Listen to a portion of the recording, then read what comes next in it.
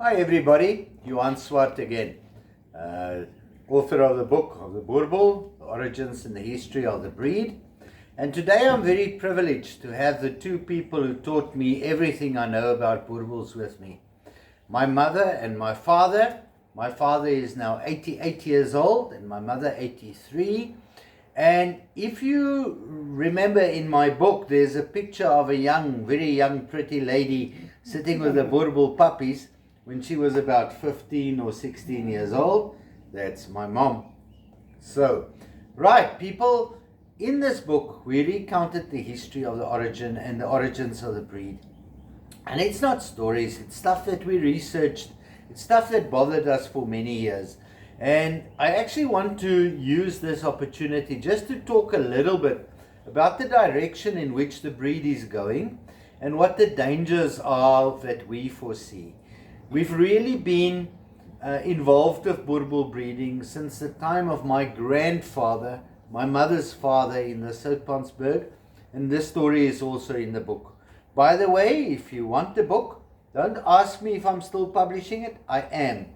Don't ask me if it's still available. It is.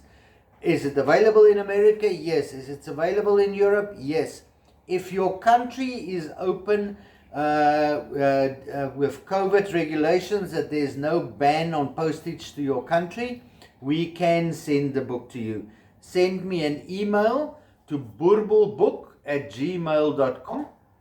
And please, if you're on this video, like my channel and subscribe. It really helps because then all the new videos I post, you will be notified of. Right.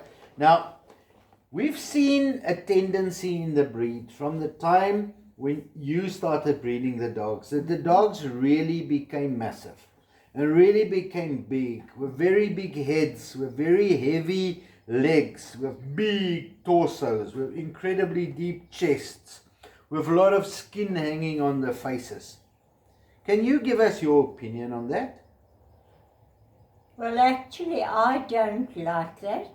In the first place, we must think that it's a working dog, and a working dog can't be massive and haven't got a lot of loose skin because he can't run that fast as we expected him. Okay. And be that working all the time, right? And we always had the issue about the loose skin, because the moment your skin becomes loose, the flews at the bottom of the lips open up and you have the spit drooling out. The breed standard calls for tight lips, especially the lower lip, to be reasonably tight. But nowadays it just folds and skin all over and massive heads, and nobody really concentrate on that anymore. Like I normally say, I think the guys are breeding catfish nowadays and no longer Boerboels. Dad, what do you think about extremes? You know, people tend to pick the biggest puppy and always have the biggest dog win the show and the biggest. And what do you think? What is your opinion about They're that? trying to put together a creature that's useless. That's not a working dog. It's a pretty dog in their eyes, but everyone's got to his favorite trend he's going to try to produce. Some of them have got no colostrum, no mother's milk. They can't mate properly, skin's too loose.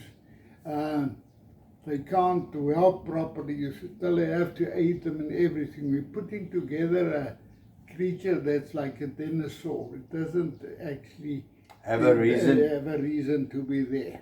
Yes. It's a useless thing, not a working dog, not something that you can be proud of.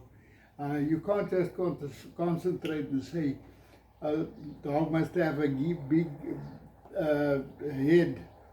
Some's got the round heads like soccer balls, small ears, drooling lips.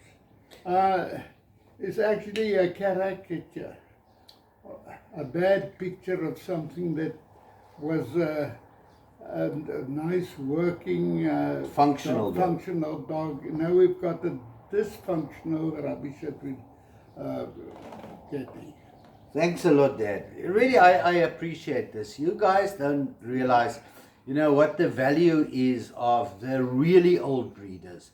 I wish we still had Humbert Grabe. I wish we still had Klaas van Wafenen. I wish we still had those guys who were really, really passionate about the breed and who started and worked with these dogs from the beginning. But remember, the purpose was never to create a super breed.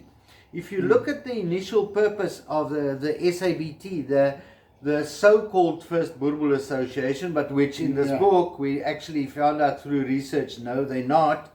There were other organizations with breed standards long before them. If we look at the purpose of the foundation of the first organization, it was to protect what was there. Not to take what was there and create the world's biggest dog with the thickest legs and deepest chest in the world. We have a breed standard. And if anybody deviates from the breed standard, there must be a reason for it.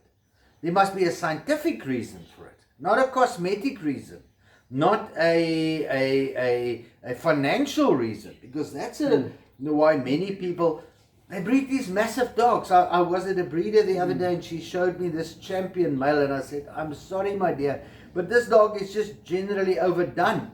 And she said, but that's what wins shows nowadays. This is what the people want to buy. Not well-balanced dog. Yes. Yeah.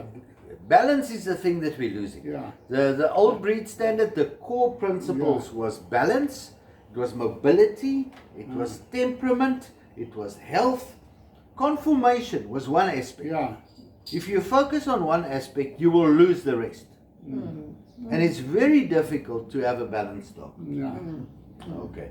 I really appreciate it. And I thank you for visiting me here in Mozambique. Thank you. It Right. was Johan, very. we thank you for what you're putting in to this Boerboel breed. Yeah. It's a pleasure. Yeah. Trying to Thanks save a the lot. breed. Thanks a lot. Everybody, I'll see you again soon.